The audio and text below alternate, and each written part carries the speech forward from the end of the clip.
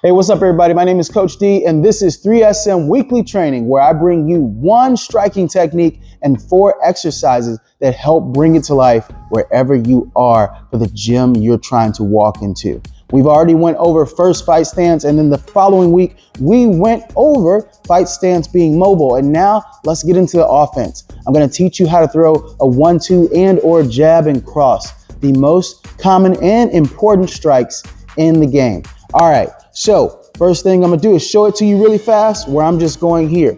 Boom, from an orthodox stance. Jab, cross. My jab hand is my fast hand. My cross is my power hand. And the cross is usually the hand that your most dominant hand. That is usually your cross. The jab is for speed, it's for distraction, it's for just peppering the situation while you figure out how you're gonna handle the situation. So again, here is my jab, boom. Notice my body going down, crunching, using my core, locking it in. Here's my cross. Now, without going into crazy detail, what I will say is when I'm throwing this strike, it's not just my hands moving. It's not just that. It's all about my hips. It's all about my core and then my shoulders. That was just the pillar of strength that I just described to you. My hips, my core, and my shoulders. These areas pulling in for these certain strikes within fight stance. And I don't want to leave my arm out to the side when throwing it. I'm trying to stack these joints, okay? Stack the joints to lock out the arm and turn it into a spear, which is here. Boom, stacked. Not here, I can get jammed up. Stack. The shoulder right behind it is the elbow, right behind it is the wrist, and then the fist. This helps me not to break this, okay? Again, this is my jab, using that hip. Boom, turn it over, boom, boom. And here's my cross. I'm turning to the side so you can see this.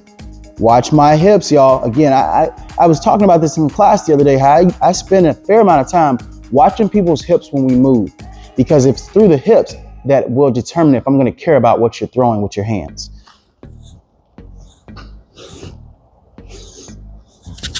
Stacked, rotating through, and it almost appears as though I'm about to run in a certain direction. Think about that. Watch my body. I'm not even gonna throw the strikes, but watch. Boom. Looks like I'm about to run. Watch this. Boom. Looks like I'm about to run. And the heel does not need to come up. I have to say this. The heel coming up at times is a default situation that happens from the hips being put in use and rotating. You wanna drive that foot into the ground while you're throwing this strike. So let's run it back one more time. Boom. Boom. Notice I'm not opening up. I'm not giving myself away when I throw this punch. Not giving myself away. I want to keep the head straight. Keep the head straight, and I'm bringing these shoulders, these hands, these hips around to that center line that my head is on. Because these hands, when they're up, they protect the face. And when the hands can't be there to protect while you're throwing a strike, look what happens. My shoulder steps in and says, I got that side now, until my hand returns. Same thing with the other side. I got that side now until my hand returns. Now, if we're just starting to throw, boom, and it starts coming from the chest, and you'll see some people doing it when they're tired. They've exposed the most important area, which is their face. This is the kingdom. King, queen, they gotta always be up there. If both of them are gone, the kingdom is exposed. Boom. Just like so. I have so many videos on strikes. So it's like this one is not the only one you can watch if you go and subscribe and check out the other things that I have for you. But I'm using my hips, I'm drawing down, my hand is going up. Another little detail I'll add before we get into the exercises is this. When people start understanding that the use of the obliques, the core, they start to do this with their punch, which I don't want you to do. You just go, whoop. Now, I'm facing this way, but why did I throw that way? Because our body understands this. If I'm rotating this way, if I'm walking this way, everything goes that way. In striking, I'm rotating one direction, but I need my hands to still lock out, open up, my shoulder to open up and go for my set shot. And then we start stepping into creating the angles, using that same mobility we learned last week with our strikes. All right, y'all, but let's get into the exercises. I don't want to keep you too long. All right, y'all, here are those 4 exercises that are going to help make this possible. Now, being a functional strength trainer on top of a former pro fighter, I understand the body in a way in terms of strength that can help us to grow. So every move I give you caters to what we're learning technique-wise. For the first one, for cardio, we're gonna be doing mountain climbers. I want you to go ahead and get down just like this on all fours.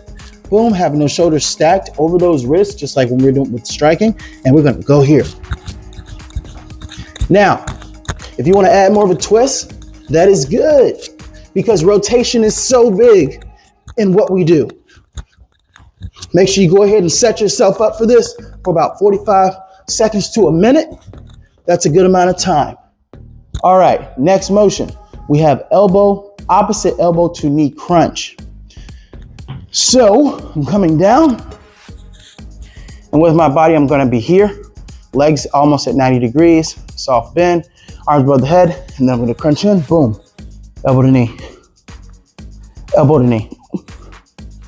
Nice and easy, y'all. Nothing too serious, and it releases your low back, so you're getting some mobility benefits as well. All right, next motion, we're gonna do a kettlebell squat. So I'm gonna be here, my feet are gonna be slightly outside the range of my shoulders, and I'm gonna push that butt back as though I'm taking a seat, keeping my knees in order, coming down to about 90 degrees, boom. Trying to get my hips almost parallel to the ground, just like so. Squats are so important because they teach you how to center yourself, ground yourself. A squat is actually a full body exercise, but your legs get the biggest benefit. And when we're in our fight stance, going for a lot of offensive, defensive, counter, evasive moves, we need to know how to lock our bodies into the ground to take what is coming or give what we need to. Now, final move is a chest press. I had to get the bench. You can grab you 2 weights. Doesn't need to be anything too serious. The weight is always up to you.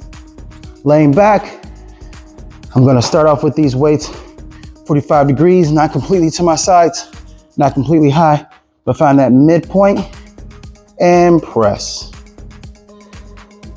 Stopping about right here, a little less than 90, and press.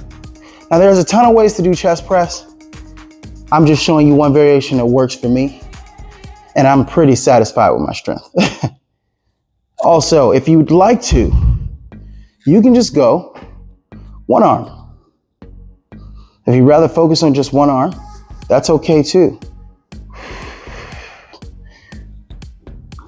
Or, again, if you're not too familiar with strength training and this is something that's new for you, but you're alone and you're worried about form too much, let's just start super easy, which is here. Elbows in, press up. Elbows in, press up. You want to start to increase the core work and hips. You can bring your legs to 90 degrees. Keep this going. Creating a more unstable base, which activates more core. All right, y'all. Those are the exercises for this set technique. And I hope that you get to check these things out as I'm gonna be dropping them one by one throughout the week. Stay tuned. Make sure you keep your hands up, ears open, chin down, because this is 3SM Weekly Training. Peace.